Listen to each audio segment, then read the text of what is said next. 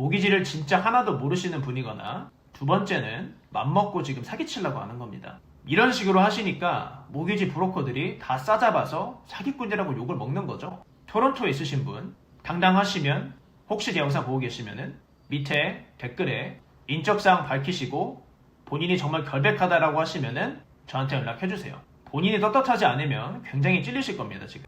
안녕하세요.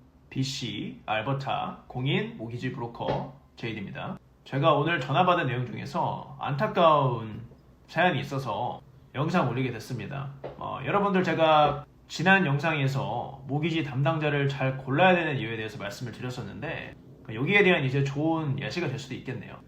정말 안타까운 거는 뭐냐면 아시는 분이 있어서 토론토에 있는 모기지 브로커랑 진행을 했는데 그분이 지금 제가 볼 때는 이게 정확한 제가 사항은 모르겠으나 모기지를 아예 모르시는 건지 아니면 정말 작정하고 사기를 치려고 한 건지 그거는 제가 그분의 마음은 알 수는 없지만 좀 굉장히 구린내가 많이 나는 이제 파일인 것 같아요. 상황이고 첫 번째 문제는 뭐냐면 토론토 모기지 에이전트 레벨 1입니다.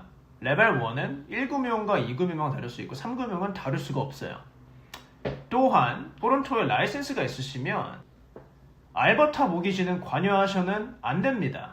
알버타에 라이센스가 있으신 에이전트랑 같이 진행하는 경우도 있습니다. 하지만 본인이 토론토 라이센스, 본인이 온타리오 라이센스만 있는 상황이라고 하시면 알버타 라이센스가 있는 것처럼 말씀하시면 안 되죠. 그거 분명히 사기 행위입니다. CCB 인컴을 아내분 이름으로 받는데 아내분이 빚이 있어서 모기지가 조금 나오기 힘든 상황이라고 말씀하셨습니다. 그래서 이 토론토에 계신 모기지 브로커 하신 말씀이 뭐냐면 아내분의 CCB를 남편분 이름으로 바꿔서 그러면은 남편분 이름만 넣고 아내분 이름만 안 넣으면 빚이 없잖아요.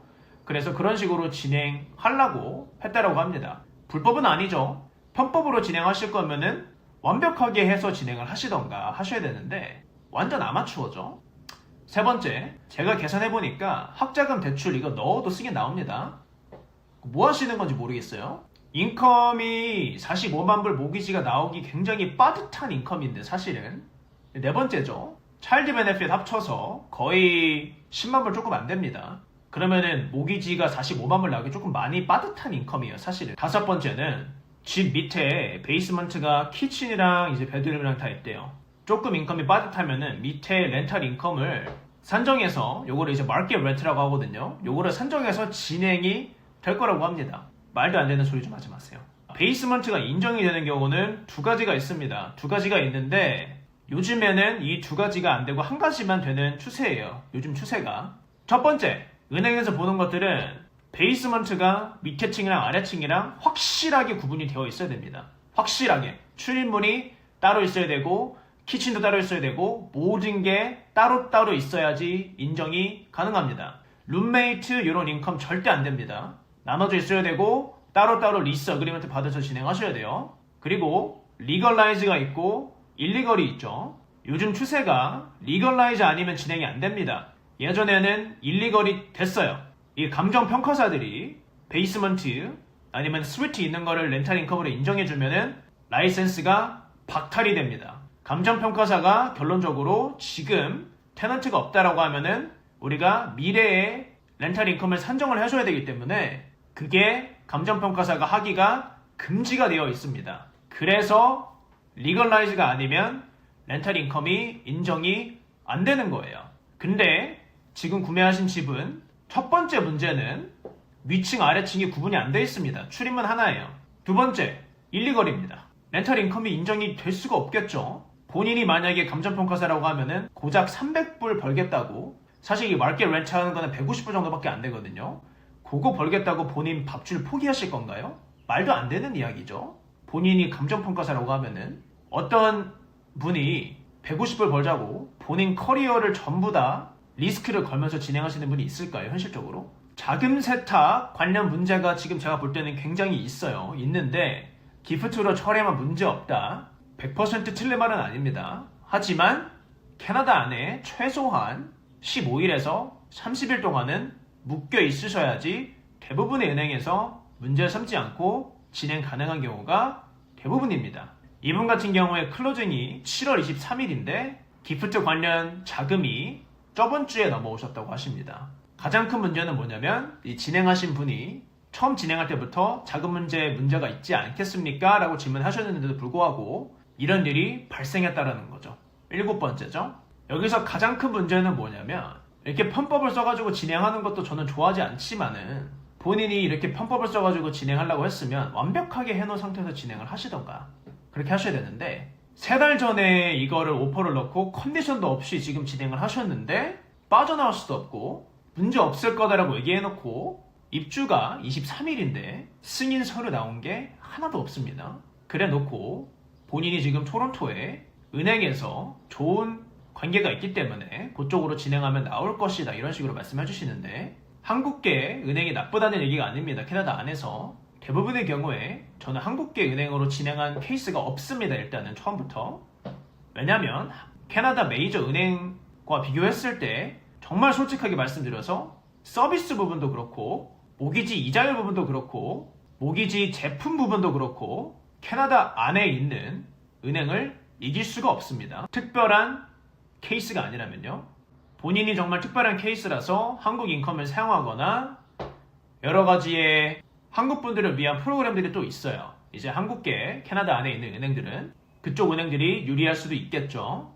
혹은 커머셜로 진행하는 경우도 있고 그 경우가 아니고서는 대부분의 경우에 한국계 캐나다 은행에서 진행하지 않습니다. 3달 전에 샀는데 승인 아직도 못 받으셨다고 모기지를 진짜 하나도 모르시는 분이거나 두 번째는 맘먹고 지금 사기치려고 하는 겁니다. 이런 식으로 하시니까 모기지 브로커들이 다 싸잡아서 사기꾼이라고 욕을 먹는 거죠. 토론토에 있으신 분 당당하시면 혹시 제 영상 보고 계시면은 밑에 댓글에 인적사항 밝히시고 본인이 정말 결백하다라고 하시면은 저한테 연락해주세요. 본인이 떳떳하지 않으면 굉장히 찔리실 겁니다. 지금 가장 제가 이해가 안 되는 부분 중에 문제가 뭐냐면은 저는 이렇게 변수 요소와 불확실성을 가지고 주택 구매하는 거를 추천을 드리지 않을 뿐더러 인생에서 정말 가장 중요한 결정이 될 수 있는 이러한 사안을 편법과 꼼수로 그리고 여러 가지의 불확실성을 안겨둔 채로 진행한다는 게 정말 제정신이 아니고서는 할 수가 없는 생각이라고 저는 생각을 합니다. 이분 같은 경우에 제가 볼 때는 결론적으로는 끝낼 수 있을 것 같아요.